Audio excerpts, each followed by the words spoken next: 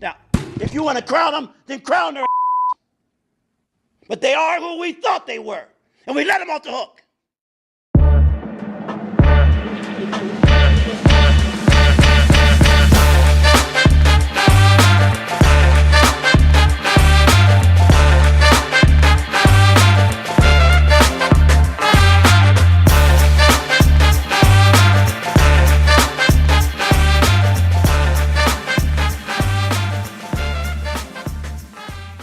Welcome back to your Valley Sports Plug. Tonight is Thursday, June 18th, 2026. Yes, you heard that right. A rare Thursday stream from the Valley Sports Plug boys. Man, a lot to talk about though. Devin Booker has a new number going from 1 to 15. Brendan Sorsby to enter the supplemental draft after some gambling controversy, although I don't think VSP Tallman has a problem with anything he's done. And the Arizona Diamondbacks are ready to buy at the trade deadline, says Mike Hazen. Before we dive into all that, I'm your host, Chris Patrick, and joining me tonight is my co-host, Mr. Michael Benjamin, and special guest and the newest Valley Sports Plug contributor, Alaaldin. What's going on, fellas? Gentlemen, how we doing? Alan, great to have you, man. Excited to bring you on. An Arizona sports fanatic just like us. I can't wait to get into the nitty-gritty with you, man. But first time on the stream. Appreciate you having us. I'll pass it to you, man. How you doing tonight? I'm doing fantastic. I really appreciate you guys having me on. I love talking ball, especially when it comes to Arizona sports. And I just want to say thank you again for giving me the opportunity to do this. I'm very excited. Absolutely, man. The pleasure is all ours. And like Mike said, one of us, one of us, one of us. No, man, it should be a good time. And hopefully this is the first time of many times that we'll have you on. We already are having talks about getting him on Past the Outlet to talk some hoops. So make sure you guys tune in for that one. Definitely. Well, Alan, before we get into the topics at hand and have a good time just chatting sports, I think you had an announcement about something you had going on, right? Yeah, so I actually am a ASU. I work with ASU men's basketball. I'm one of their student managers. Been there the last couple years, and this year we have a new staff. And I just want to get word out. We're having a Randy Bennett basketball camp for grades K through 8 from July 27th to July 31st. And as you can see, the cost is $225 for the half day, $400 for the full day. We just want to get everyone out as much as possible, introduce you guys to this new staff and all the great minds that we have on there. And I think it's gonna be a great event for the community. And yeah, that's pretty much it. I hope to see a lot of kids there. I can't wait to help and contribute to that. I'm gonna be working it, so just very excited. And yeah. This is something I can 100% get behind. Chris, you know me, used to be a sports director for the YMCA, ran plenty of my own camps. You and I coached together.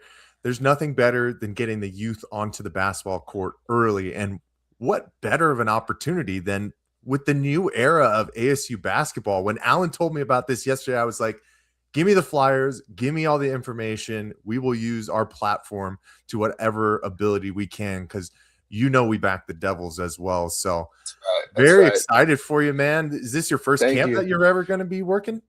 Yeah, it will be. It will be. It's gonna be funny. Like I already know. I've been thinking about it. Like growing up, I went to Devin Booker's camp, James Harden camp, those like pro camps growing up. It's gonna be weird being on like the other side and like seeing all, the kids and like being able to coach. And like I was like, oh, I used to be one of those, one of those kids. So I'm super excited and just looking to help in any way possible. And like you said, it's super important to get these kids started, playing the game early. And we want to make an impact on their lives as early as possible and try to turn them into Sun Devils.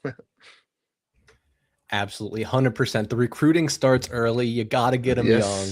Yep. No, I think that's totally awesome. Like Mike, everything Mike said, I totally agree with. And for me, it immediately reminded me of, I think Mike did, but back in the day, the Kiwanis Club in Tempe would have summer basketball camps with Sammy Dwayne Jr. and Sammy Dwayne, the old Corona del Sol basketball coach. Sammy Dwayne Jr. is actually, I think he has the most high school boys championships for 5A. Oh, 1,000% at this point with what he did at Perry too. Most recently with Coach Pete, I think he's gone off into the sunset as well. And hey, if I had that many championships, I probably would too. So makes sense. Yeah. I mean, you got to go out on top. I'm pretty sure he coached like Jalen Williams too, and Marvin Bagley. I'm not 100% sure on that. And Cody Williams too as well. Jalen Williams' little brother. He was a lottery pick Oh shit. with the Jazz. Yeah, so See, he there you went go. there. And I was going to say, Chris, you got to remind us, when you were at Corona, what was the championship you had? Who was on that roster again with Sam Dwayne Jr.? Yeah, so it was 2012. Casey Benson, he ended up playing basketball at Oregon. Andres Pete went to go play football at Stanford. Koa Pete's older brother, actually. Who else was on that? Avery Moss. He played football at, I forget where he played in college, but I think he ended up to Nebraska, right? Nebraska. I think it was Nebraska, and then he ended up at another school because there was some stuff that happened. Youngstown State or something like that. I don't know. But then he ended up getting drafted by the Giants. Don't know if he really played for them. Kalen Robinson was on that team. He ended up going to play basketball at ASU at some capacity. And we know Jesse McCain. He was on that team, but didn't. There was a lot of guys that were really good, but really never saw playing time. Played ball with Jesse plenty of time. Great player, man. That's our guy. Shout out Jesse. But Chris, no more, man. We got a lot to talk about, and I think it starts with Devin Armani. So take us on. Yeah, man, these definitely sound like past the outlet conversations. And honestly, this first topic is a bit of a past the outlet conversation as well. But we have to talk about it here because by the time we get to it, this will be in the past. But Mike, you kind of said it there. We hinted at the beginning. I guess we didn't really hint it. We just broke the news. Devin Booker changing his number from 1 to 15 to honor his USA basketball uniform and college number the college number of his father, Melvin, excuse me. And so he'll be starting to wear the 15 on his son's jerseys this year, forcing everybody who currently owns a Devin Booker jersey to go out and buy a new one. This is a brilliant marketing strategy for him. I'm kidding. In all honesty, I think this is pretty cool. There's a lot of number 1s in the league. I don't know about a lot of number 15s, and wanting to take that number and make it great, kind of make a name for yourself with that number. It's interesting he's doing it. For me, interesting he's doing it at this point in his career, but I don't hate it at all. Anytime I fire up 2K and make up my player, I always chose number 15. So I think it looks good on a jersey. I think it's unique, and I don't have a problem with it. Mike, what do you think?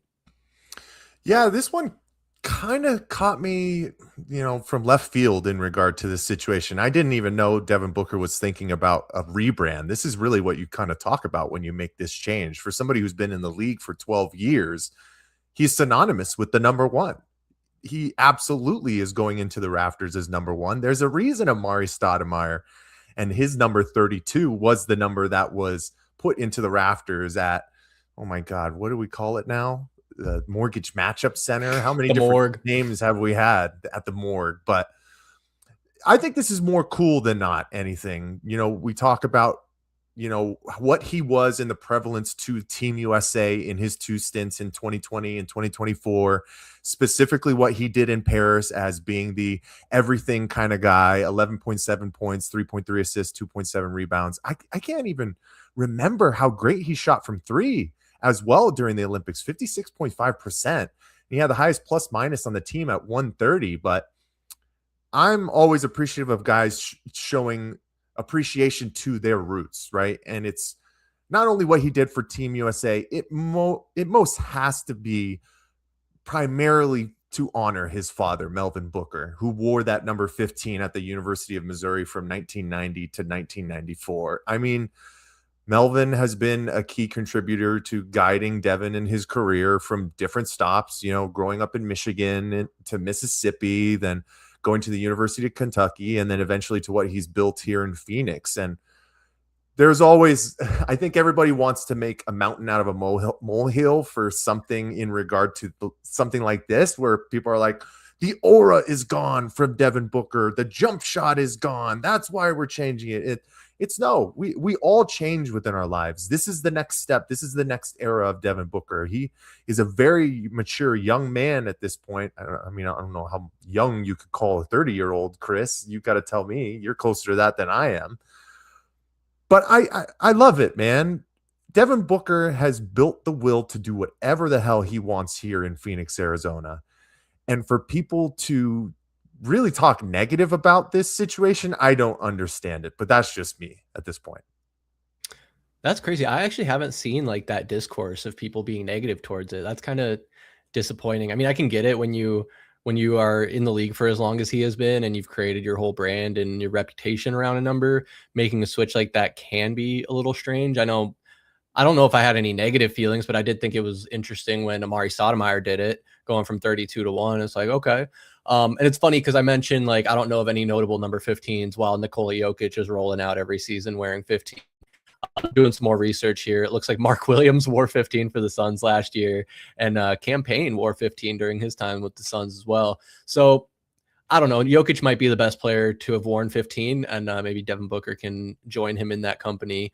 But with the move here and everything, Alan, I want to loop you in here. What do you think this is kind of signaling, like a fresh start? Might kind of call it a rebrand, but do you think it's kind of like he has booked the chapter 1 issue, booked chapter 2? Is this kind of like a new chapter in a sense for Devin Booker? Is that what he's kind of signaling with this? I definitely think so. I definitely think so. And it's hard not to to think of Kobe, when Kobe did the same thing after 10 years as well, going from 8 to 24. And, I would like to think that most people remember him for wearing the number 24. And I could see that same type of thing happening with Book. Like, Mike had mentioned it, 15 he's worn before. We've seen him wear 15 before in the Olympics. And, he's won 2 gold medals wearing that number. So it's already something that he probably holds very, very dearly. Could also, connected with his dad wearing it.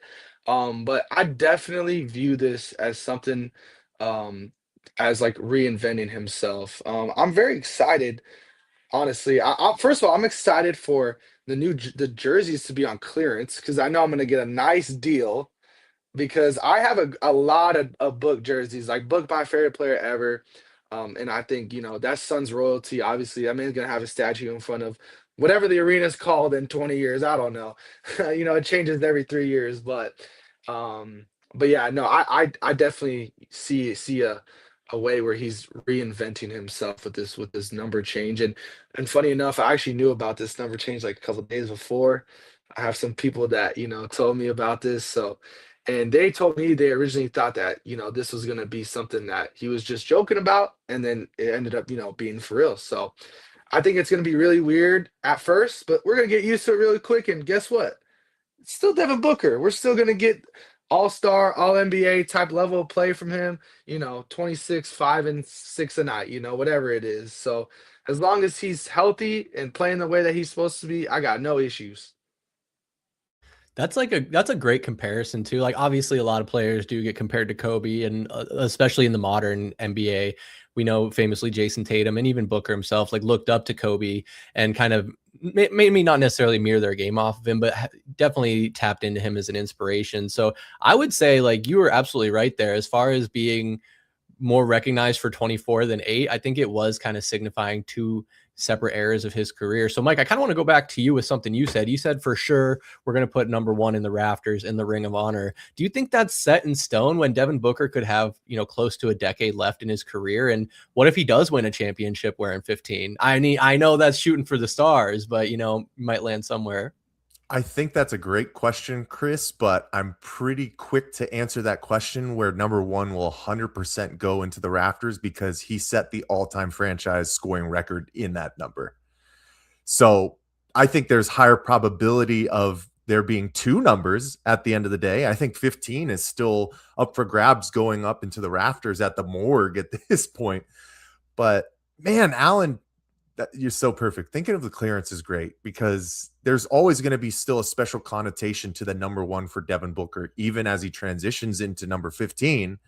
You can go back and buy all the Valley jerseys, the Valle jerseys, even the 1995 30-year anniversary jerseys. You can throw those on for the rest of your life because Devin Booker is absolutely cemented, like you said, within Phoenix Suns royalty. So, and it also makes sense. The Kobe narrative, 100%. We know he was big bro to Devin. Be legendary is tattooed on him. He was a true mentor to Devin Booker coming into the league.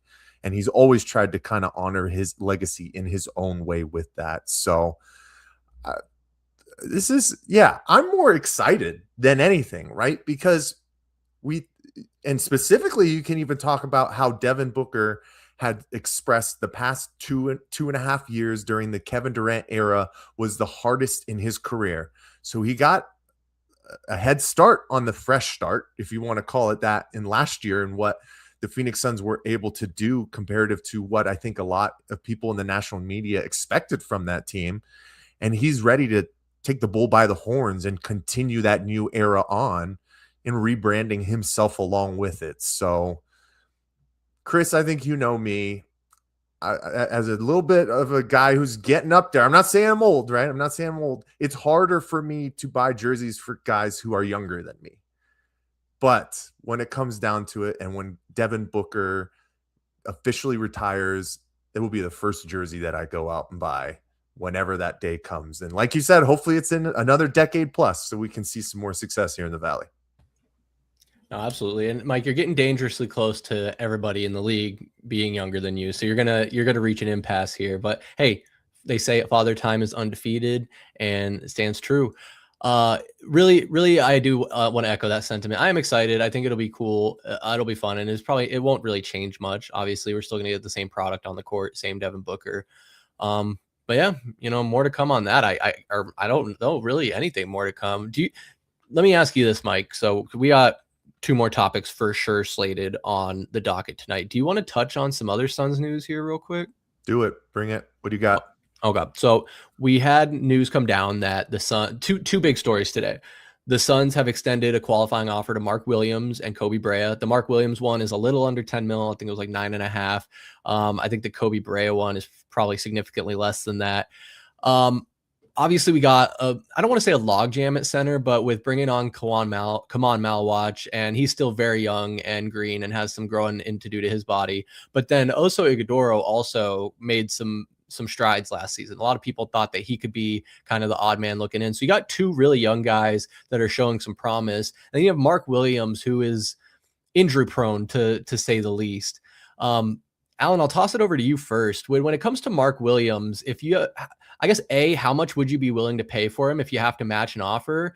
And 2, or I guess B, do you hope that he comes back on that qualifying offer for $9.5 million in 1 year? Yeah, this is definitely a tricky, tricky topic because, you know, I think it would be bad business for the Suns to just flat out let him walk just because they traded 2 firsts to originally get him. And that's just bad asset management at the end of the day in a league where, like, first round picks are so, so valued. So if I was like to lean one way, I would honestly think he's going to take the qualifying offer just because think this, he played 60 games this year or something around 60 games and still wasn't healthy when it mattered most. And I just think, you know, especially with the Knicks and availability is like becoming the most important thing amongst these GMs that they're evaluating. I just don't see a world where any team is going to go north of like $12 million or north of like 2 years for him. And I just think it's best for him to take that qualifying offer, essentially do another prove it year deal. And then he can test the open market and he'll be unrestricted after that. Because once you sign the qualifying offer, you're unrestricted after that. But yeah, it's tough. It's tough. But either way, I think the Suns need to evaluate the situation as much as possible, whether that's a sign and trade or having him sign a qualifying offer. The biggest thing with me is do not let him leave for nothing because I liked Mark this year a lot, especially in the beginning of the year. I think we saw some more struggles towards the second half of the year, but overall, I think he's the best center we had since Aiton, and good athlete and just a big body and someone that I do like. Is just going to come down to him being available. No, 100%. And like VSP Tallman that's always on here, he always says availability is the best quality that you can have in a player. And I think I was trying to find the numbers real fast to back me up here, but I think that and yeah, it looks like it is the most games that Mark Williams has ever played in his career. So if you keep stretching him out and work him up to be able to play a full 82, or I think that's a big ask. If you can get him to at least play like 70, 75, and like you said, Alan, be there when it counts. You're going to need him if you want to be competitive in the playoffs. You need him to be healthy and ready to go and ready to contribute. Now, I think that's a very interesting subject you brought up, where if another team does want to sign him for more than the Suns are willing to pay, could they finesse it into some type of sign and trade where we still get a return from it? Also a good point to bring up that we gave up assets for him. So I agree. I think I would like to see Mark Williams back because for all intents and purposes, he's still a pretty young guy too. He'll be 25 at the end of this year. So in basketball terms, yeah, he might have been around for a while, but he's still got plenty of miles left, you'd like to think. Mike, what are your thoughts on Mark Williams? So at least for health purposes, Mark Williams was moving in the right direction. If you look at his career, 2022, 2023, 43 games, then 19, then 44. Alan, you were spot on. 60 games played this year, 55 starting, because we know we kind of slow rolled him to start this season. But the big thing, you guys keep hitting all the nails on the head tonight. He was not available when it mattered most, which was postseason basketball, the play-in games. Where was Mark Williams? So you're relying on a team that's already undersized, especially at the 4 and 5 positions, to count on second-year guys like Oso Ighodaro, and you couldn't even play your first-round pick in Kaman Malawach. I think the Suns absolutely have to bring Mark Williams back just because those guys are still unproven. I absolutely loved what Oso did this past year, and I think if he continues to put his head into the ground, do all of the right work, he's going to be a better player than anybody ever expected, and all of his hard work is already starting to come to fruition. But is he really going to be a true difference maker that down the stretch of this season or continuously throughout adding wins above replacements, taking the Suns to a 50-win team if he is truly starting playing 32 minutes a night? I don't know if he's there yet. Do I think he can get there? I honestly do, Chris, which if you would have asked me when we drafted him, I don't know if I would have been able to say that. But he has all the intangibles to be a great NBA contributor. Mark Williams, you take the flyer, $10 million, just so you have the body. Because the other thing I think that we know for sure right now is unless Kaman Malawach is truly in the gym 24/7 for the next 6 months, he still has a ways to go. And I'm not ready to turn the keys over to him just yet. So my biggest thing with a lot of this, specifically with Mark Williams, though, Chris, is even if he does sign the qualifying offer, which would make sense from his camp, because I don't think there's going to be a lot of people knocking down his door for his services at this point right now, even though he is younger. If he does sign that qualifying offer, could he still be ended up shipped out, part of one of these 3 team trades that people are talking about the Suns getting involved with for Giannis? Because now it sounds like Brian Gregory is really interested in moving up into the first round. So when it comes down to it, I do think Mark Williams is one of those expendable pieces and not part of the next great Phoenix Suns team. But if you're still building this roster and what you have right now, not knowing what trades are coming, I want Mark Williams on this roster for next season for sure. Yeah, I think I'd agree. It never hurts to have depth, especially at a premium position like that. And if you have the young guys in your back pocket, knowing that Mark Williams is likely to not play every single game, and you can still get them runs, you can get them reps, while also having Mark Williams available, like you said, to put in a trade package. We know a year or two ago the Lakers were interested in him. He just didn't pass that physical. So there are other teams out there interested in Mark Williams. So I won't be surprised at all if he gets an offer for more than the qualifying offer at 12 to 15 million. And what is the Suns' appetite to bring him back? And what is their, I guess my question is, what is their cutoff for how much they're willing to pay him? If some bottom feeder team just really likes Mark Williams and wants to throw 20 million at him, and do you even have the flexibility to do that? I don't know. I think there's probably going to be a breaking point, but that's just, I think, something you gotta play by ear. And it sounds like there's options there through a sign and trade and other methods where it's like, oh, you really want the guy? All right, what are you going to give him for him? Because otherwise we'll just match. And then it's like, playing like, what do you call it? Chicken. Like who's going to blink first? Who's going to get out of the way of the moving vehicle? But yeah, the Giannis news is interesting. This is that time of year, heading into, I think next week is the draft, right, guys? Next week. So we're going to start to hear a lot about different trades, people moving up, moving down. Mike, it's interesting you brought up the Suns potentially wanting to move back into the first round because, of course, right now they don't have a first-round pick. I think their only pick in the draft is the 47th pick, which puts them in the middle of the second round. But there was that report that they want to try and move up. Was listening to the radio today. John Gambadoro put that to bed a little bit.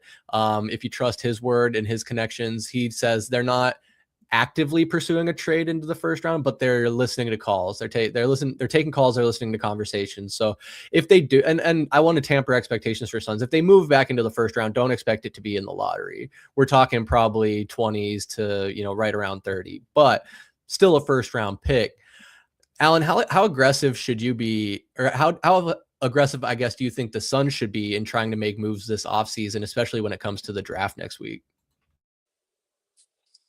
Honestly, Chris, I can't even put into words how important it is for them to like try to trade up. I mean, this is the best draft class I've ever seen as an NBA fan. There's so much depth, there's so much talent, and even if they stay put at 47, I truly believe they can find a quality player, but they have to do anything in their power to get into the first round. And I could see it going as a similar situation as last year with Rasheer Fleming, where maybe it's not a first round pick, but it's like picks 31 through 33. And in this class, that's basically a first round talent in like any other class. And they trade, maybe let's hypothetically they sell a Royce O'Neal for like a bunch of seconds, use those seconds to move up, right? Like I could see a situation like that, but I truly can't emphasize how important it is. Like this is one of the most important drafts in NBA history. This team has to get involved in some sort of way. You can truly find a franchise altering player in this draft. There's so many guys I like. For NBA junkie, basketball junkie, this is like my favorite time of the year, doing all the homework on these guys. First round grades, second round grades, undrafted guys, it doesn't matter. I'm watching tape, I'm taking notes. So I have a lot of my favorites and a lot of guys I'd love the Suns to pick, but yeah, I saw that report today by Jake Fisher as well that they're trying to move in the first round. So I really, really hope Brian Greger's working them phones, trying to do the magic that he did last draft. I was a huge fan of that. I mean, Rasheer was like, number one on my board for pick 10. They got my 31. So let's hope we can get some magic for this draft as well and get some guy that falls to us and yeah, so I'm definitely all in on doing it whatever it takes to get in the first round or in a high second. Okay, so I like that. So let's talk hypotheticals here. So Suns trade up, they get to the end of the first round, somewhere between 25 and 30. I'm going to put you on the spot here, Alan. What would be your top 3 players that you would want them to take within the bottom 5 picks of round 1? Yeah, no, I appreciate the question for sure. Um, so my dream guy for them, I don't think he's gonna be there at 25, but Cameron Carr out of Baylor would be like my dream player for the Suns. They actually worked him out. Um, and so I don't know if he'll be there, but more realistic guys that would be there.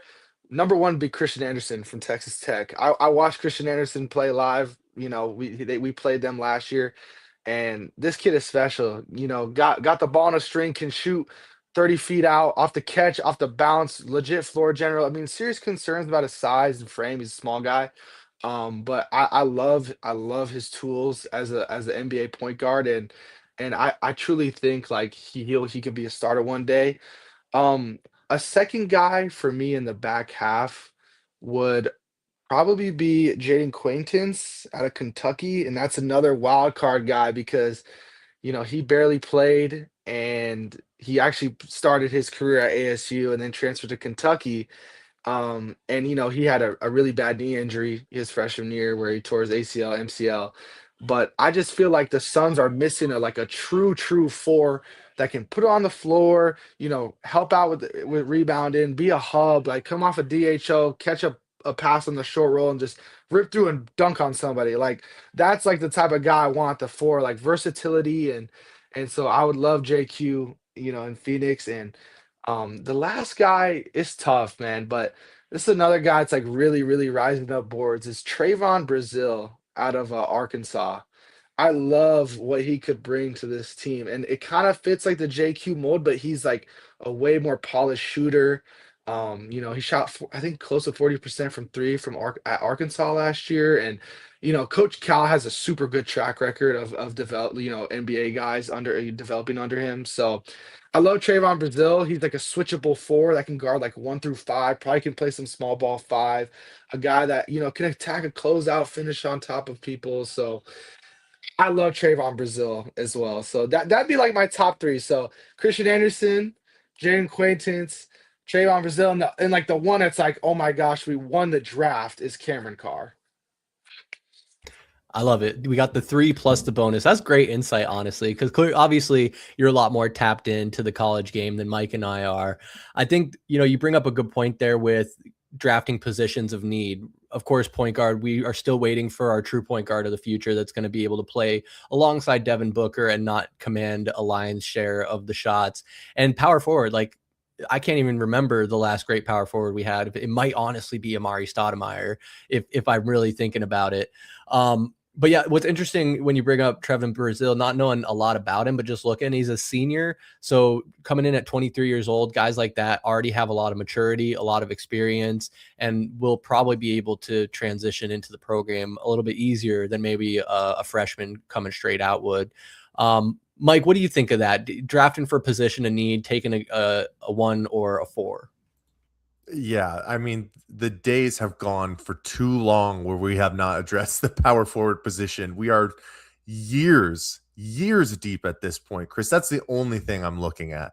You know how I feel, I think, about Devin Booker getting off ball more into his actual general shooting guard position and being the scorer that we know that he can be. I think some of the mix-ups and some of the downs that we have seen from Devin Booker over the past couple of years is him just trying to do too much and be the true Superman. And yes, superstars have to do it at certain points, but Devin Booker is an abnormally great scorer. You just don't see that. And when he is tasked with having to control the basketball all the time and get everybody involved as well, I love the 7 assists. But I'd rather see more efficiency from him getting downhill to his spots and working off of screens instead of trying to use every dribble move into the book and expend way much more energy trying to get to those spots. And then down the stretch in games, he doesn't have enough. And that's where we see shots fall flat. But I think the point guard situation, we already know. I think the primary targets for the Suns right now are Colin Gillespie and Jordan Goodwin, which is 100% I am in the camp for. Those guys were difference makers in the culture for what the Phoenix Suns were trying to do last year and what they started to establish, even though they did fall short against OKC. Those guys can handle the rock and handle all of that kind of stuff. And I think there's still going to be obviously free agents that come through, focus more free agency in that. But for the draft, yeah, a 23-year-old guy that can come in, has long tenured experience in college. I kind of think back to, even though Memphis didn't have success, Coward, he was a little bit of an older guy last year, if I'm not mistaken, right? A guy that the Suns, if they would have taken him at 10, he would have been a contributor right away last year. I think that's the pick that you're looking for if you're the Phoenix Suns front office this year as you continue to build this team in the right direction. So scheme fit, Chris, you always got to go that route. You know this. Oh, absolutely. I mean, it's funny because we're just coming off the heels of the Cardinals draft where we were saying, you take best available, don't draft for position of need. Obviously, 2 different sports, 2 different situations, but I totally agree with you fellas. And I'm excited to see what shakes out next week. Guys, honestly, I could sit here and talk hoops all night. Phoenix Suns basketball. Basketball is my favorite sport. Suns are probably my favorite team in the Valley. If I had to pick one, like gun to my head, what is your favorite team in the Valley? It's the Phoenix Suns. No hate to the Cardinals or the Diamondbacks.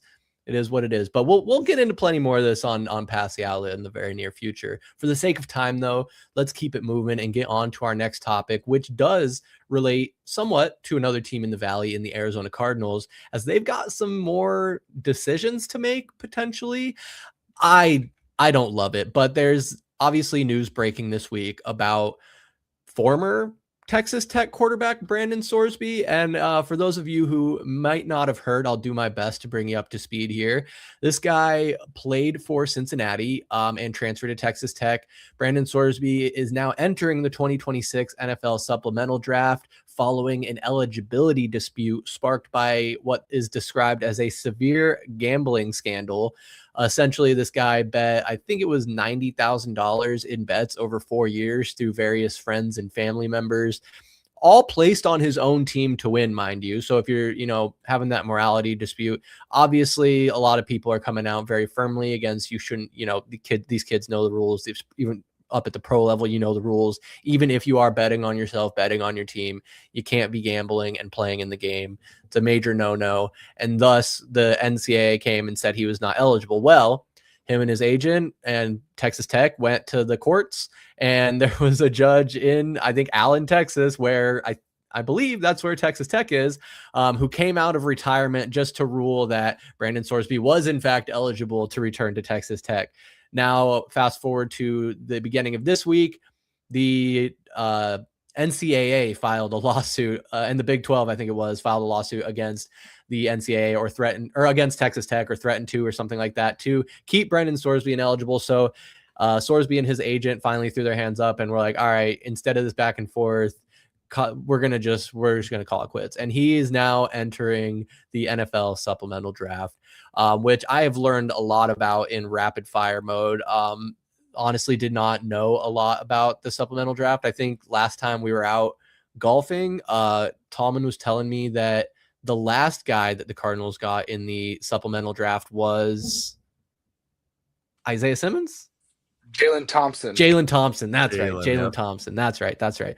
So there is talent to be had there, but where this starts to pertain to the Cardinals, and he is going to have Brandon Sorsby, being he is going to have a pro day where all the NFL scouts are going to be able to come out and look at him and decide if they want to put in their bid for the supplemental draft. Essentially, my understanding of it, and Mike Allen, keep me honest here, is basically these teams are going to put in a bid, more or less, of what draft pick they're willing to give up to get Brandon Sorsby, and goes to the highest bidder. So if there's a team out there who wants to give up their first round draft pick next year for Brandon Sorsby, they're going to get him. And then second, third, fourth. So I think a lot of people are having the conversation of, obviously we got Carson Beck in the third round. We also went out and got Gardner Minshew in the offseason, and I guess we have Jacoby Brissett. Also, Keaton Slovis is currently ahead of Carson Beck on the roster. So if you do end up getting in the Brandon Sorsby sweepstakes and get him, you now have 5 quarterbacks on the roster technically, and it just seems like a mess. On the other hand, a lot of people are saying, had Sorsby been in this draft, he probably would have been the second or third quarterback off the board. So clearly a talented kid with a lot of baggage. Alan, I'll toss it over to you first, man. What do you think of all this, and should the Cardinals be interested? Yeah, definitely a crazy situation, especially as someone who works under the NCAA technically, seeing him being deemed eligible. And especially we take sports gambling so serious, and this guy just somehow gets away with it. And there's so many, athletes that we've seen in the NCAA do it, get punished, and not be able to, further their career. And even no matter how you slice it, he's still gonna be able to play in the NFL after doing all of this. So it's crazy how this stuff works now. But I think honestly, I actually like that the Cardinals are taking a look at him. I truly think this kid, I mean, you mentioned it, Chris, this would have been the second quarterback taken off the board. I do, he had a better grade than Ty Simpson.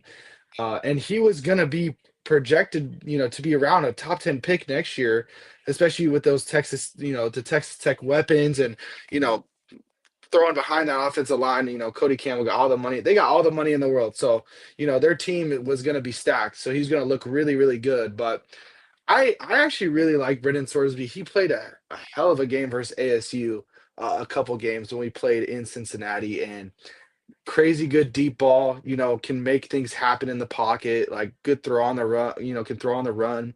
So I actually like that the Cardinals are going to take a look. I don't think it's really that crazy if they use, their pick in the supplemental draft to get him. And I honestly think the solution is easier than people think. You trade Jacoby. If you, let's say hypothetically we get him, right? You trade Jacoby, sell high. I mean, he might go for a day 2 pick at this point, with the way he played last year, a quality backup. And then you let Slovis go, and then you kind of rock like it'd be like pretty Cleveland Browns-esque from like last year, but you rock like a two rookie like back and forth battle, and then you got Minshew like just in case it really goes south. Like that's what I would do personally. Because what's there to lose like right now? I mean, we have to figure this situation out sooner rather than later, right? Like if the kid's there, I mean, I know a lot of baggage comes with him, and like there's people saying like, oh, the NFL is going to suspend him, kind of like they did with Terrell Pryor a few years, like a long time ago. 'Cause Terrell Pryor got suspended in college, and they also carried it over to the NFL. So there's a lot of speculation and hypotheticals that they're not going to like let him play for his first season, whatever. Even if that's the case, I truly think that the Cardinals should take a look. And knowing the Cardinals, they always mess these situations up. Like I already know everyone's saying March for Arch, we want to get Arch Manning, right? Like, which is great. I want Arch Manning as well. But we all know the Cardinals are going to somehow win like 3 games at the end of the year and be like 5-12, and they're going to have like the 7th pick, and the drop off from like Arch Manning to whoever the next guy is not worth like just taking this kid right now. So that's like my mindset. Like I just know they're going to mess this up. So like this feels like a layup to me. Like, I know it's a hot take, but I would take him and just figure the rest out later. And this just makes me hate the Carson Beck pick even more. We wasted a 3rd-round pick on a guy that is, if they go through with this, which there's a chance they don't, obviously, that's not even going to play or is not even going to future. And we could have got a quality player in the 3rd round. But that's my thoughts. I do like the solution because, sell high on Jacoby, get a pick back. And, Keaton Slovis, we know what we have in him. We don't need him. He's not even, I wouldn't even call him an insurance policy at this point. I'm really not sure why he's still on the roster, but certainly, if you got him, you don't have to cut him yet. Might as well keep him around. You already paid him. I'm not totally against it, to be honest with you, because of the talent we talk about. But the baggage, and you bring up the Terrell Pryor thing. I am just learning about this now, that suspension he served at the beginning of that season, coming off the Ohio State scandal. Different thing. I think he was driving. I read he was driving on like a suspended license or something like that. It was like a traffic infraction.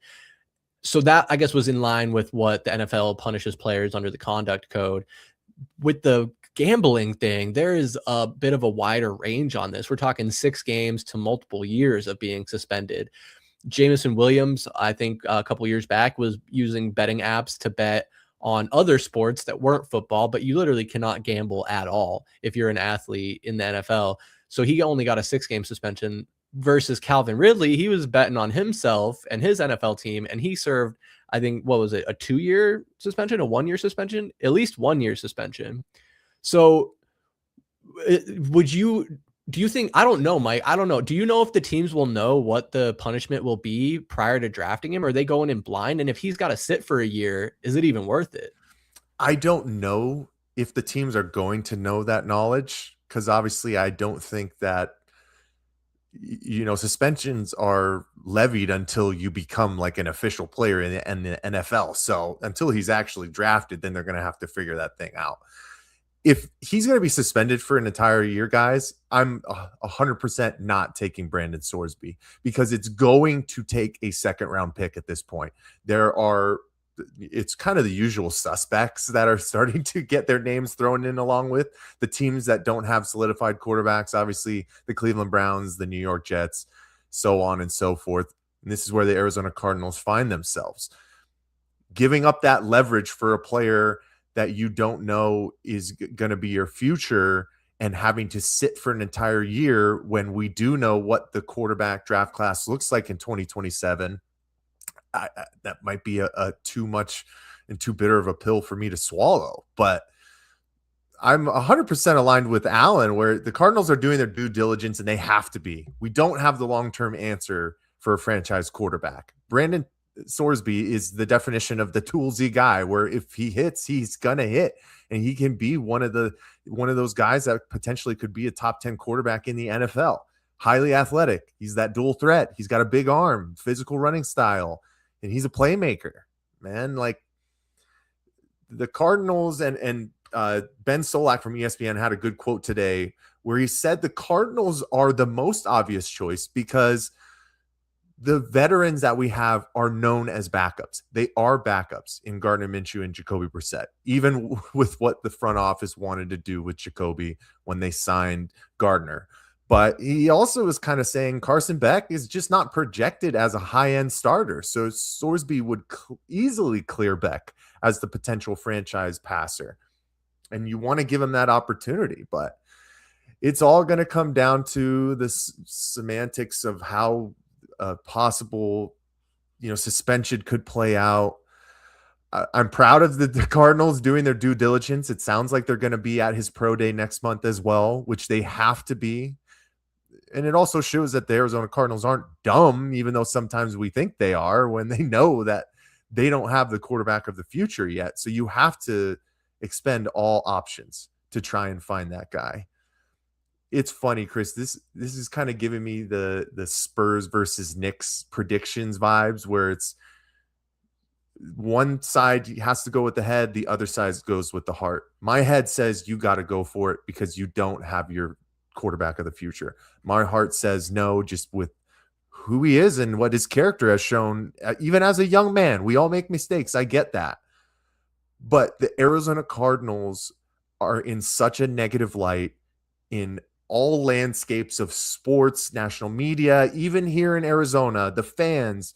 We need the right people in here to do a Phoenix Suns and create a different type of culture. Is this that kind of guy that you want to bid on?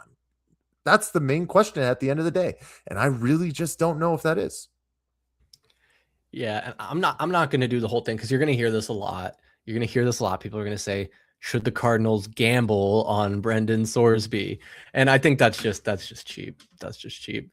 But I'm with you guys. I think, we don't have an answer for our franchise quarterback of the future. And what do we really have to lose? I honestly, I think regardless, we should get rid of Jacoby Brissett, because is the goal really to try and win? I've said this. Is the goal really to win 7 or 8 games this season and still not make the playoffs?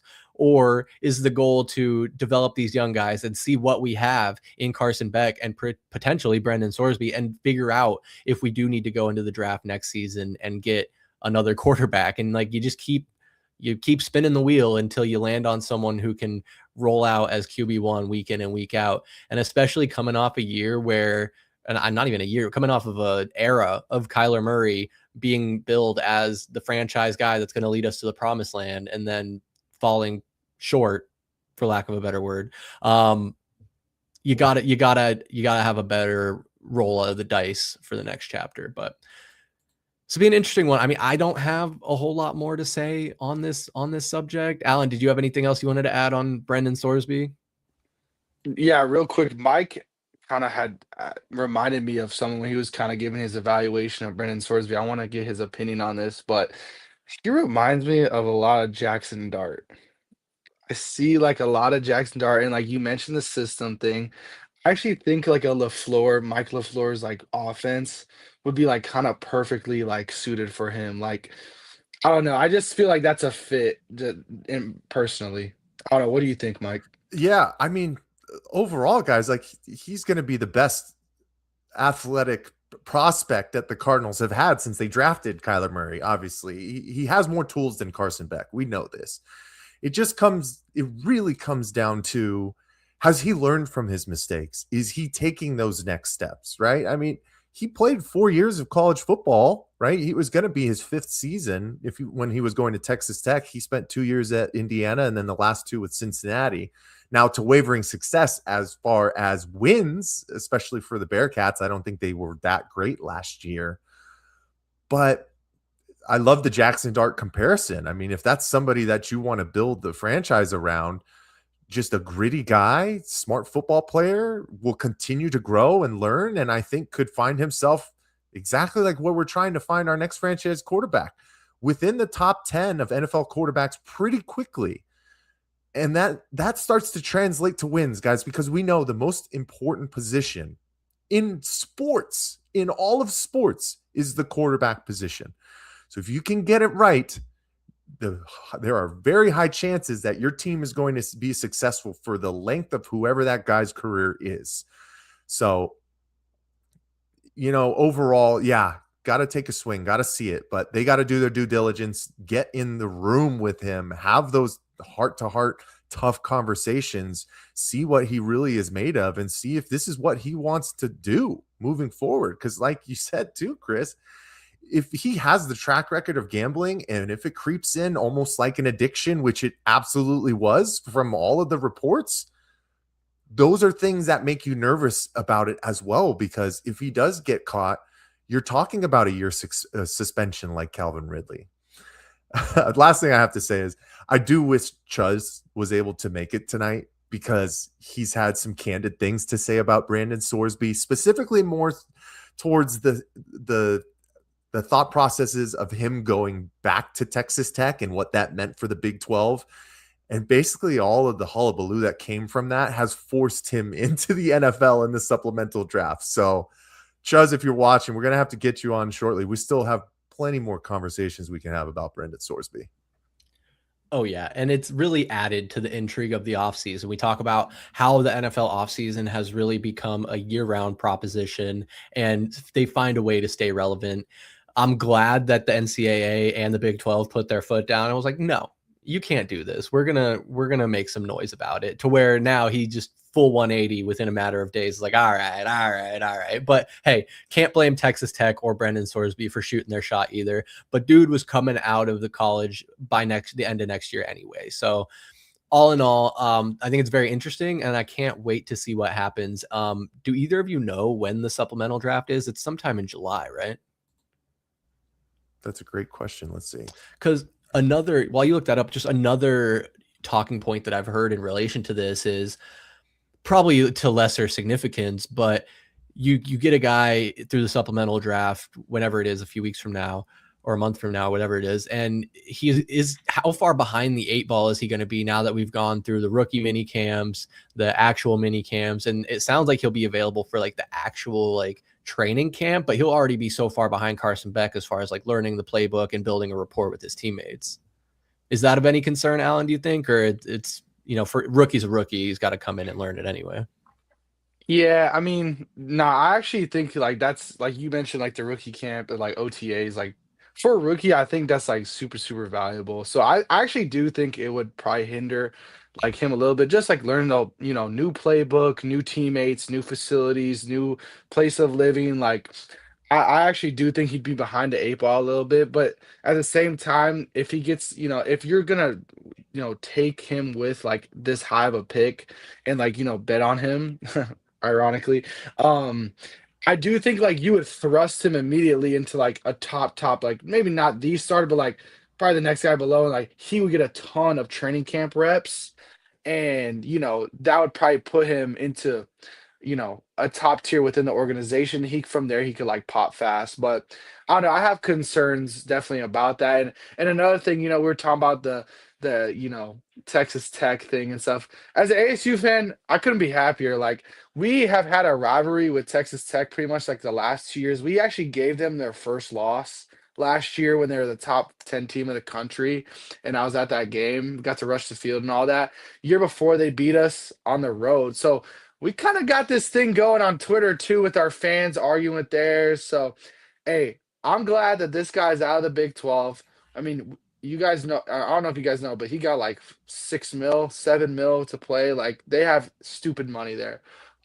So I'm happy. Like you can go to the NFL, man. Take your talent somewhere else, because this Texas Tech team was, they're gonna win, projected to win the Big 12 this year, and they made the playoff last year. So that's another thorn on my side I don't have to worry about. But they're still gonna be a great team. Real quick, I heard he doesn't have to give back that 6 million that No Texas shot. Tech paid him Yeah, too. no, he doesn't. He doesn't. They're giving him in full, which is crazy. I don't know how that works, but I just feel like not a I would bad be deal. hiring a I don't lawyer. know. If I'm I don't know. Texas Tech boosters, I would be hiring a lawyer immediately. Yeah, Chris. So apparently for the 2026 NFL supplemental draft, it does not currently have a specific date, but it must be held on or before July 16th, because under the NFL rules, the draft must occur no later than the 7th day prior to the opening of the first training camp. So about a month, we can probably expect this all to come to fruition and see if Brendan Sorsby might be on the Arizona Cardinals. Crazy to think that after the NFL draft, we still might have another QB join this room. But hey, I love it. I love these type of conversations, man. Absolutely. It'd be a very Cardinals thing to have happen too. And I last thing I'll say on it, and I know I've said that probably a couple times already as we continue to talk about this, because it's just so interesting. You got to remember the Cardinals have an extra preseason game with the Hall of Fame game. So normally I wouldn't say that's a benefit, but when you have so many young guys and especially young quarterbacks and you want to get them as many, I don't know if there's risk-free reps, but reps where it doesn't matter if you win or lose, you can just roll them out there. It'll be good. If you get Sorsby, then you give him and Beck a lot of time to play in the preseason. And then, Alan, like you brought up, kind of do the Cleveland Browns thing and kind of switch it up with them, get rid of Jacoby. And honestly, this is how you get the fans on board this season, because we already know we're going to lose. Like, fans are fully primed and prepared to lose, but it'll be a lot more. I'll be a lot more invested if we're losing and I get to see young quarterbacks developing to see if one of them could be our quarterback of the future versus just rolling out Jacoby Brissett there every week and we still lose, most of our games. So going to be interesting. A lot of conversations to be had, but gentlemen, we're coming up on the hour mark and I think we're probably going to go a little past it because we do have one last topic we have to get to, and that's your Arizona Diamondbacks. Mike Hazen, I think it was, went on the local radio. He's the president and GM of, Derek Hall, president and CEO, went on the radio this week.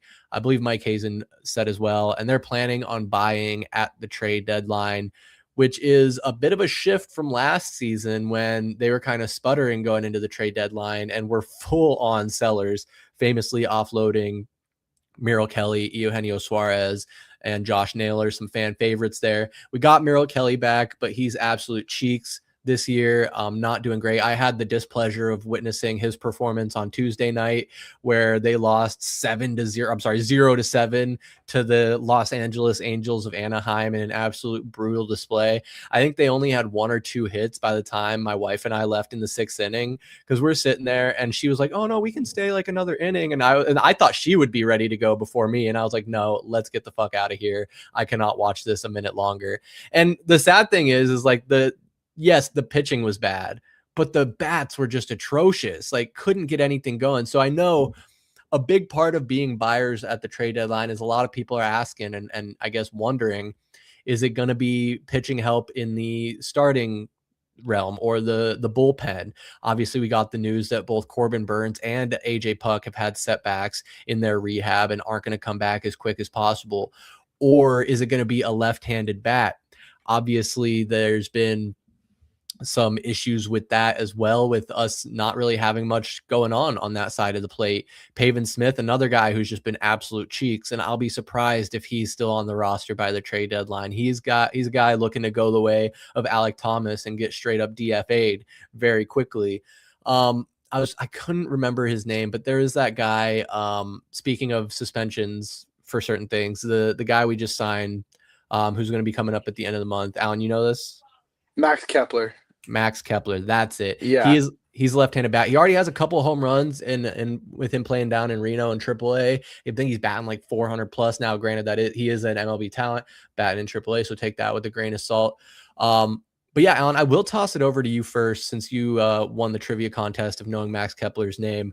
How, for your money, how should the Diamondbacks focus their search at the trade deadline? Should it be more on the pitching side, the offensive side, or do they need to find a healthy balance? This is tough. This is such a weird team. Like, I was talking with Mike like yesterday. Like, this team is so weird. Like, they're so inconsistent. They beat down on the bad teams, and then they're horrible versus like any good team. So I would tend to lean just with the history of Mike Hazen. I think he's gonna favor a bat first, and I do want a big left-handed bat. Whether that's first base or like a DH. I do want them to get a bat, but I think the bullpen. I can't believe I'm saying this. I think the bullpen is fine. Like, I actually don't have an issue with the bullpen. I think Torrey has actually done, and I'm not a big Torrey Lovello fan at all. Like, And I think he's done a great job this year actually with managing the bullpen. I've loved like the guys he's brought in. I think we have a good balance of like, you got your power guys like Murillo and Ginkle, and then you got your more finesse guys with Thompson and Seawald. Um, so I think if anything, if they're gonna attack the pitching side, I think they're gonna actually get a starter because Gallen has been horrible, and this is the second year in a row he's been bad. Merrill Kelly's clearly regressed, and it sucks because I love Merrill and he's done so much for the organization. Nelly, Rid Nelson has not been on his best stuff either, and last year you could argue he was our ace, post trading Merrill Kelly. So Erod and Soroka been like the two guys we thought were going to be the fourth and fifth starters are like carrying this team's starting rotation. Soroka has one of the best records, in baseball. Like he's been so good. I think he's pitching to, on tomorrow, but I could be wrong. But I think starting pitching should be a priority. And whether that's bringing a sixth guy on, I don't know. And see, that's kind of difficult because they do have their like 5-man rotation set. But I think, getting a bat is going to be something that Hazen's going to really, really go after. And I actually think they should go after one like two bats. I think they need a big right-handed bat in the outfield because Lourdes hypothetically is that guy, but I just don't know with the health and like him being here. I just don't know if he can do what he did like a couple years ago again. So I would target someone like that, but most importantly, obviously that left-handed bat, whether that's first or DH. I mean, they clearly have a need, and like you said, Chris, I'm the biggest Pavin Smith hitter. He's horrible. Don't even get me started on him. I mean, he has some of the worst ABs I've ever seen. When he hit a homer, it was like a miracle. Like I almost dropped to my knees at work in shock. Like that this guy finally pieced up a baseball. That was his first extra base hit all year. Was that homer, and it barely stayed in. But yeah, I wanted to ask you guys something. I don't know if you guys had seen, like obviously you guys have the quote here. I'm playing on mine. Did you guys see the video of Mike Hazen saying it and how like adamant he was, right? Yeah, That's a guy who knows his job's on the line this year. I just want y'all to know that. This is make or break for Mike Hazen and Tori Little. They know. Tori said at the start of this year, or right after last season, like days after, we are going to make the playoffs this next year. We are going to be back, right? I think these two are going to come as a package deal, whether they stay or whether they go. And it just sounds like Hazen knows this is going to be a really desperate deadline for him. And I think they're going to really go all in. And I can see a world where they're 3 games, 4 games under 500, and they do like the desperate, like, hey, we're going to trade for a bunch of rental guys and see if we can make a run. Yeah, and what's interesting, I'm glad you bring that up with their jobs being on the line, because obviously a lot of people have been calling for Torrey's head for a long time. But now, yeah, Mike Hazen needs to be getting some heat for the way he's building these rosters. Mike, I do want to get your opinion, but I have to point out, I just pulled the numbers. June 18th, 2025, the Diamondbacks were 36 and 37. June 18th, 2026, 38 and 36. We're talking a 2-game difference. There's a lot of baseball to be played between now and the trade deadline. So to come out in the middle of June, a month and a half away from the deadline, and say that you're absolutely going to be buyers, like that goes hand in hand with what Alan's saying, where these guys' job is on the line. Like, what do you think of him coming out and saying that so early in this whole situation in general? Well, I love the confidence. I love when front offices believe in the product that they're putting on the field, knowing that they're going to be able to keep course and hopefully by the trade deadline be 1 or 2 or maybe 3 pieces away from taking them over the hump. You talk about 2023 when they were buyers, World Series run. They were buyers in 2024, 89 wins, the most I think that they had seen in 10 years up to that point. But the trickle-down effect of how this team has been playing over the years since the World Series run, Alan, you're 100% correct. This is make or break time for Mike Hazen. We already knew Torey Lovullo was going to be on a hot seat this entire year, as they didn't extend him and basically are just going to have him go through the length of his contract. Unless he makes the playoffs, then he will get re-signed 100%. But yeah, when, last year too, Chris, you do have to think they were 7 games under 500. They were 51 and 58 ahead of last year's deadline. So it just made sense where they were sitting. We obviously don't know exactly what we're going into, but you know the ebbs and flows of a season, right? 11-2 against the Rockies and the Giants. We're on cloud 9. This team is playing some of the best baseball. And then we didn't even play the best of the best. We were playing right under below 500 teams or right above. And the Diamondbacks were getting spanked right off of that. So they've won the last 2 series, which is great, but consistency, there's just no consistency. There hasn't been consistency from this team since the 2023 run, like literally since the playoffs, unfortunately. Man, this is a tough scenario, and the way that I'm leaning for the Diamondbacks to be buyers, and I'm going to end my thought process on why I think this, but they have to be. I'm going to get to why, but they got to add a left-handed power bat. I know there's been some small-handed rumors about Yordan Alvarez. I think Houston hasn't been playing the best this year. He is just scolding the baseball this year. 325, 24 home runs, 55 RBIs. I mean, just been an absolute stud so far. Alan, you took up all of the talking points because you're just right on the money. Eduardo Rodriguez and Michael Soroka have been our only consistent starting pitchers. Everybody else can be thrown to the sides at this point. Merrill and Zach both have over 5 ERAs. Ryan Nelson, we were hoping could capitalize, but he always was kind of a gray area. We were happy what he did with those 2-year stints that he was given, and you were hopeful he was going to capitalize on that, but he just hasn't this year. He's been inconsistent. So you got to get somebody for the starting rotation. And then it never hurts to add more bullpen arms. The only thing I would be looking at is a left-hand bullpen arm because we know that Brandon Garcia is the only lefty in there right now. But the reason I want the Diamondbacks to be buyers, and some people are looking at it in a negative light. I saw somebody on X say that, being buyers at the deadline seems delusional unless your only goal is to leverage future success to drive up short-term ticket sales before a lockout.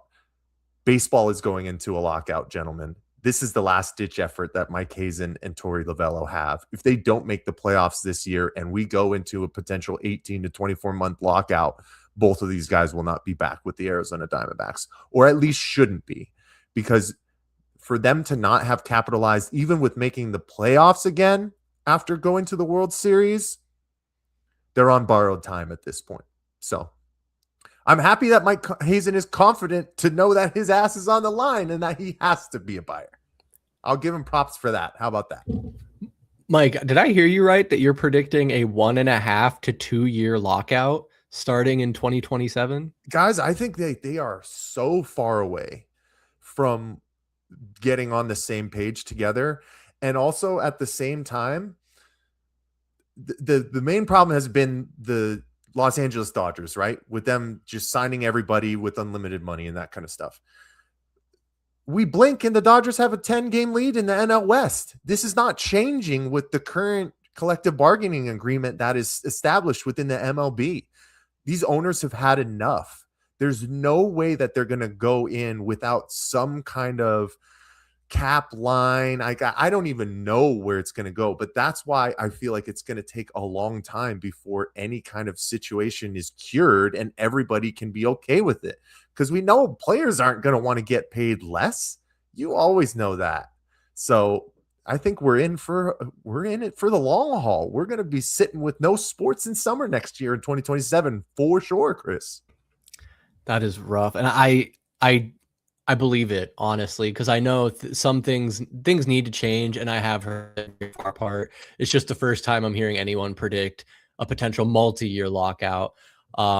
It could be scary, but it's, not surprising, especially when you see all the reports of owners storing their quote-unquote war chest so they can continue to pay staff and themselves and function, understanding that there will be a lockout. And that is also scary because it seems like both sides are going to dig their heels in to a certain extent, but we'll have all summer to talk about that next year. So back to the Diamondbacks though. And Alan, we talked about where they were at this time last year and where we're at now, very similar.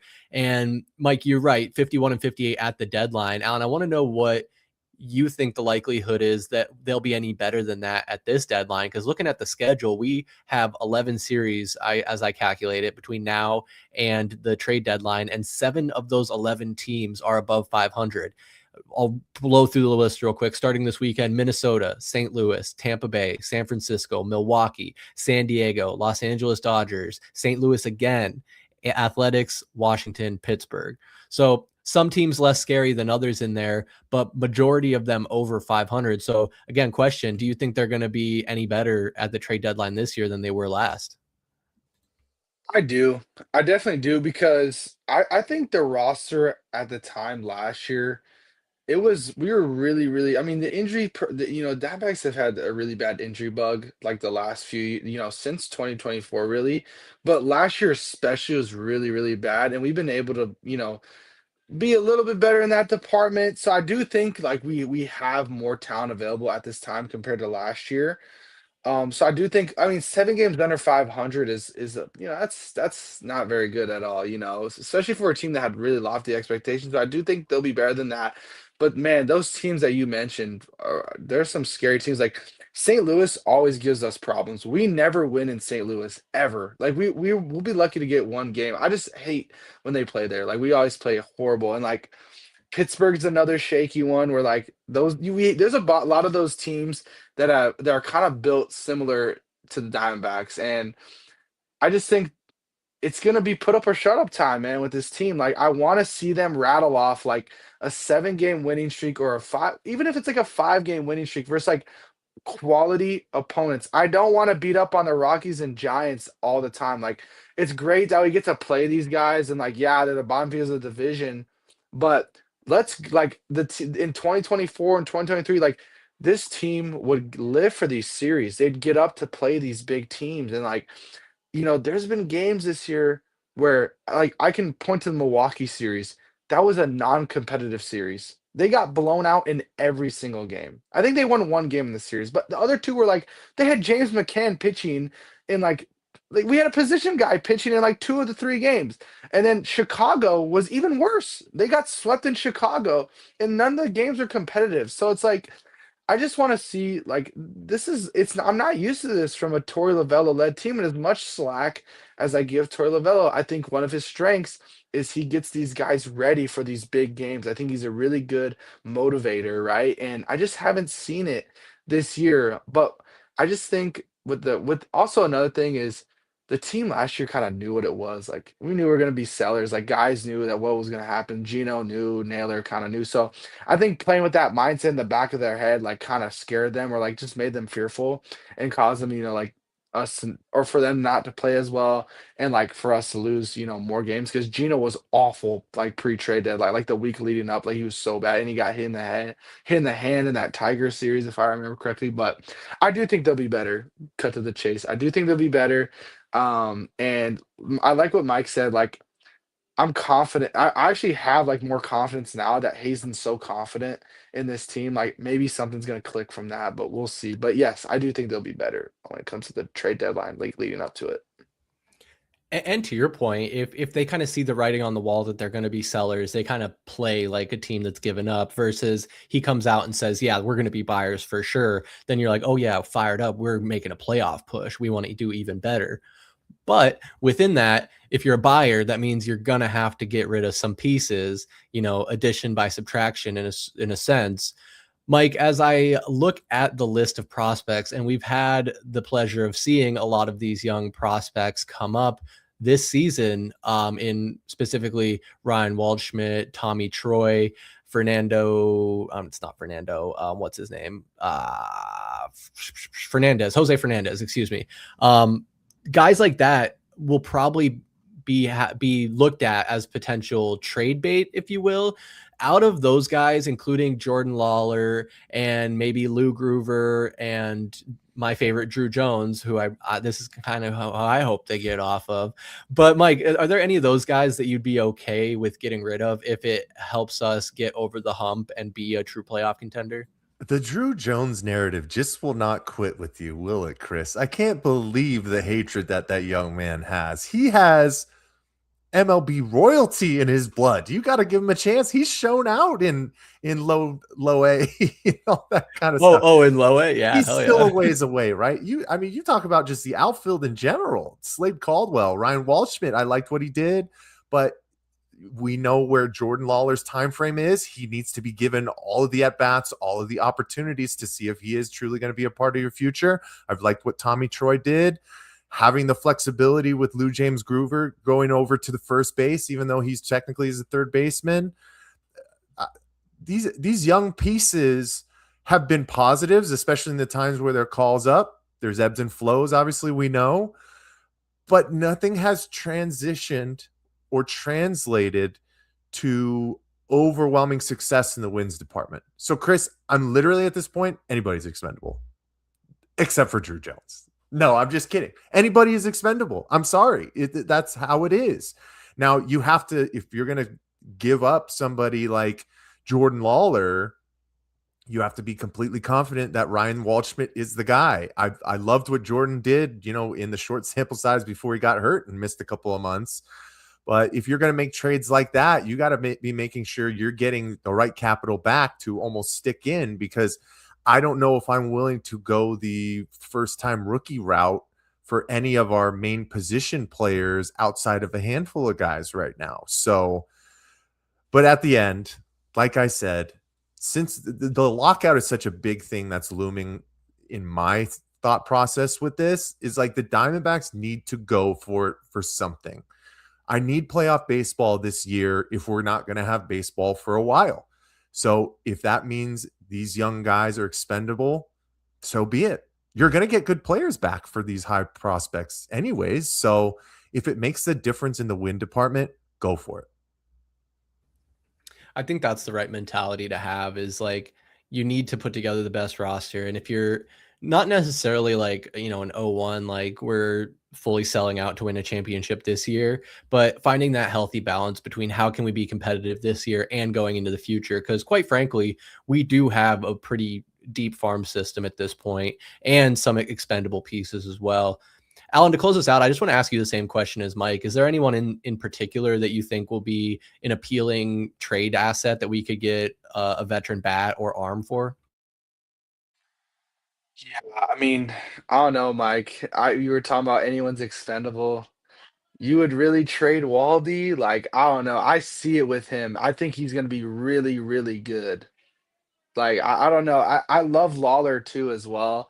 I think Waldy's gonna be better than Lawler though. I think he has more tools as just a bit overall player. I like his play discipline a lot more. I think he's gonna be able to hit off speed better as well. But at the same time, I kind of see his point though. Like, you're gonna get great players back for these guys. Like, if you trade a Ryan Waldschmidt, like that's a guy like Mike brought up earlier.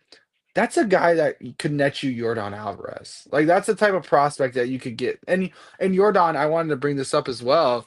Jordan has club control, so like you have no choice but to give up like your top guys. So I don't know. I'm usually like with the Hazen thing, like I think that he's gonna be really confident into trading some of these top guys. And he's been hesitant in the past. Like Lawler was a guy that they viewed as untouchable. And now it doesn't seem with how confident like that could not be the case. And you have a lockout come in as like, which I agree is gonna happen. And I don't know. I see both sides, and I would favor like I think it's hard to explain, but in general, I'm leaning towards Mike's side, like anyone's available. But then there's certain guys where I'm like, I gotta think about it a little bit more. But I'm all for bringing like star talent to Arizona, especially when it comes to the Diamondbacks. I think the base like MLB is better when the Diamondbacks are good. And like Mike said, we need playoff baseball back in Arizona. Like I was at game 3 of that Dodgers series. I need to feel that again. I need to. Like I've never seen Chase Field bumping like that in my life. So whatever it takes, if it means the playoffs, if you told me right now, if I trade Ryan Waldschmidt, the Diamondbacks will be in the playoffs this year, guess what? Done. I got to double down on this. Ooh. So in regard to Ryan Waldschmidt, I think because we're all kind of similarly on the same wavelength in regard to him, there's a lot of promise from this kid. I'm 100% agreeing. the only way that I'm trading him if it's for like a bona fide superstar, a guy who is a 3 tools guy, or a guy that is going to get 35 plus home runs, who's going to knock in 90 RBIs, who's going to be an everyday kind of player. I'm not including him in a package for a right-handed reliever who's going to throw 70 innings a year. It has to be the right kind of capital return if you're going to give up that part of the future, because I could see Ryan Waldschmidt being on one of the best next Arizona Diamondbacks teams for sure, especially if you feel like Jordan Lawler is expendable. So it always has got to be for the right fit, right? I totally understand, but where this team is going and how the aspirations have to be playoff baseball, like you said, Alan, you got to have those tough conversations, and everybody's got to just be on the line at this point. Real quick, I want to propose something to you guys, both of you guys. I want to get your opinion on this. Speaking of Houston Astros, I think you guys have an idea who I'm gonna bring up. He played first base here for 7 years, 8 years, and he is mashing this year. Christian Walker, the Sheriff, America's first baseman. Um, what do you guys think? Would you guys want him back? I know he's older, and I know that contract kind of looking a little scary, and that's probably something that's out of the Dimebacks price range. But come on, we have a tendency to bring these guys back, I feel like, and I just think I would love to see Seawalk back here, man. We would not have to we get a lockdown defender at first again. Real power, can hit it to both sides of the park. Hey, I'm all for bringing Seawalk back, but I want to hear your thoughts. Mike, I kind of wanted you to go first, but I guess I just have some quick. No, I'll go first. No, okay, you go ahead. I'm sorry, Alan. I don't want Christian Walker back. 3 years, $60 million for a rental. I don't know if it's going to turn the tide enough. Yeah, he has good numbers this year: 18 home runs, 52 RBIs, only hitting 246. Wins above replacement is about 1.8. The reason that I hold up about that is because we kind of did this reunion tour to start this year, right? Here comes Merrill Kelly back. Here comes Zach Gallen. Oh, there's Paul Sewald. I didn't know he could pitch anymore. He was just being thrown to the side by the last couple of teams he was on. And either than Paul Sewald kind of having a mini resurgence as our closer this year, as he was basically thrust into that spotlight, the other 2 guys have been some of the worst players on our team this year in regard to consistency when I talk about Merrill Kelly and Zach Gallen. I don't know if I can stomach bringing back somebody else who I have fond memories for and him stinking up the joint. That's just a personal, I think, aspect. At this point, it has kind of been a revolving door at first base. Lou James has been there. Jose has been there. Pavin. Vargy played there. Carlos Vargas was there playing, until yeah. he collapsed because he's 38 years old or whatever, old man like me. Yeah, it is what it is. I really get worried about the numbers, how old he is, and more so the twilight. Sometimes I hate seeing those guys who have been such staples for your franchise age out and really not be contributors anymore. I like to think of them when they were at their best, being the best players that they could be. And it would be tough to stomach if he came back and he just got back into his old ways, like in 2025 where he struggled. So that's my thoughts, Chris. What about you, man? I mean, you pretty much nailed it. I don't have a whole lot more to add. I like the nostalgia factor. I do think he would bring some level of stability. And when guys are not hitting well, you can at least rely on Christian Walker to be that Gold Glove first baseman. But you're talking about the corners of your infield both being 35 years old and one injury away from being unavailable, not to mention how streaky Christian Walker has been in a Diamondbacks uniform. So it's similar to Mark Williams. He's mashing now, but what if we get to the playoffs and he disappears again and he's batting 95 or 0.95 in his ERA? It's enticing. If we got him on a deal like we got Nolan Arenado for, I'd be way more about it. But for $20 million with another year after this season, I think there's a reason that the Diamondbacks were comfortable moving on from him. It's great that what he's doing now, but I don't know if that's what this team needs right now, especially considering he's a right-handed bat, right? So it doesn't necessarily solve that problem. Although you do want to, even if it's not a left-handed bat, you still want an infuse in the offense because we're just leaving way too many runners on base and not putting up the amount of runs that we need. And when we thought the bullpen and the pitching would be our most, our biggest struggle, now here we are where the offense is struggling. So I'm torn, but if I had to lean a certain direction, I would kind of like we talk about head versus heart. I think my head says we need to not bring back Christian Walker, although my heart would be like, could be fun to see him back here again. Cause I did like Christian Walker during his time here, as frustrating as it was at times when he did hit those cold spells. But that is a very interesting and thought-provoking question. So I'm glad you brought it up. But fellas, we're coming up on 90 minutes. So I think this is a great time to round things out, wrap it up, and get out of here. Alan, before we do that, I want to give you the floor one last time to share any thoughts you have on the current state of the Valley or anything else you might have to plug. Well, I'm first of all, I just want to say thank you again, guys. I love this is a great conversation. I'm so happy that I was able to talk Cardinals, D-backs, Suns, all teams that are super, super, valuable to me. But I just want to say, like, hey, enjoy, like Mike said, we're gonna get a lockout 100%. Enjoy baseball, go to games, because I love going to Diamondbacks games. I'm taking advantage of those student tickets, $6, bleacher seats, right? So, I'm trying to enjoy that as much as possible. I actually know one of the equipment managers for the Diamondbacks, and they're fully expecting it to be a lockout. So for anyone that's has any doubts, just trust me, it's gonna happen. But other than that, I just enjoying the summer. I mean, it's kind of sucks like no Suns basketball, really missing it right now. But off season's such a great time, and I love talking off season stuff. And this is the really, really important off season for them. And Cardinals, training camp will be here before you know it. Season will be here before you know it. So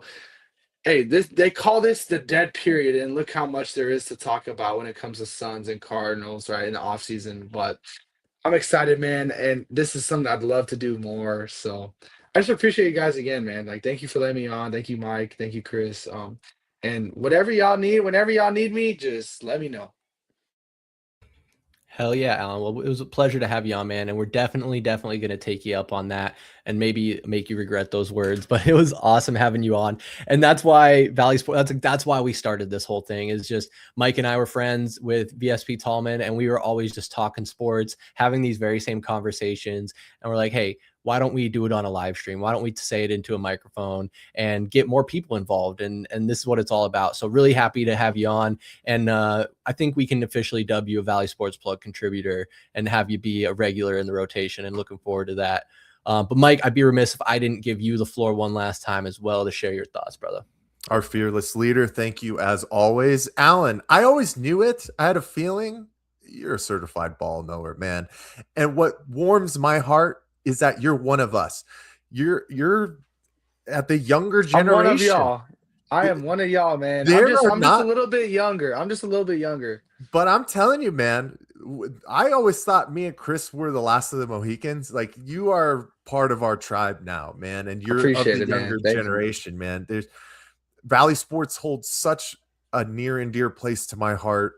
I've been absolutely honored to establish this platform with my buddy Chris and VSP Tallman as well. I'm sure you'll meet him, but this is what it's about. Valley fans chopping it up, wishing for the best for our teams, going through the dark days together. And Chris, are we officially in the dog days of summer, or is it like once we get to All-Star break, would that be when you say the dog days begin? Yeah, I think when you think of dog days, we're probably still a little ways away. I will say, this Sunday on Father's Day is the summer solstice, which is the longest day of the year and the first day of summer. So we know it was hot this week. It was creeping up into like the 108, creeping closer to 110, had a little humidity this week. So it's starting to get nasty. But yeah, Mike, unfortunately, I want to say we're at the dog days, because then that means we're going to be getting towards the end of it. But I think we're just getting started, man. Damn it. We're just getting started. That's all right. We'll be out on the links tomorrow in the 104-degree heat in the middle of the day. That's all right. I'm ready for it. Hey, I'm playing too. There you go. Too. There you go. 8:30 tea time. So I'll be I won't get like the midday heat. We'll be done just right before, but still, I'm gonna feel it. I'm getting ready. I'm gonna have my cooler packed, all that stuff, all the goodies ready to go. So I'm definitely excited for that as well. Yeah, you're the smart man. We're the idiots. We're teeing off at 12:15. So I'm gonna have That's like you guys are like soldiers for that. That's something that I was like, I don't know if I could do that. I will say we're built for this. We've done this for plenty of years. So Okay. I know. Hey, if you guys can do it, I can do it. That's my mindset. No disrespect, but hey, I can do it. I can get through the heat. Chris and Tallman, they always text me and say, all right, golf season is here, June 15th. It's time to go. But we're going to have some fun tomorrow. Alan, I can't thank you enough for joining us, man. I can't wait to have you on again. We might have to schedule you on PTO for next month because we do it every month. Let's do it. I'm always down, man. Chat. And Chris, I think that's all I got, man. Great conversation tonight. Appreciate you as always, brother. Book it. Yeah, absolutely. Thank you both so much. Good conversations as well. If anyone watching live or on the playback enjoyed this episode, make sure you leave a comment, throw a like on the video, and subscribe to our channel here on YouTube. That's Valley Sports Plug. You can also find us at AZ_VSP on Instagram, X, TikTok, and so much more. All of our links are down in the description below. If you missed us live or you're watching back on the playback and you don't have YouTube Premium, you can also find us on all audio podcast streaming services. That's Spotify, Apple Podcasts, and so much more. Anywhere you listen to your podcast, just search Valley Sports Plug and you will find us. Again, all of our links are going to be down in the description below, as well as mine, Mr. Benjamin's, and Alan's links, and some more information about that basketball camp that'll be hosted by ASU and their new head coach. So, Alan, thank you again so much. For Mr. Benjamin, I'm Chris Patrick, and we'll see you next time. Peace.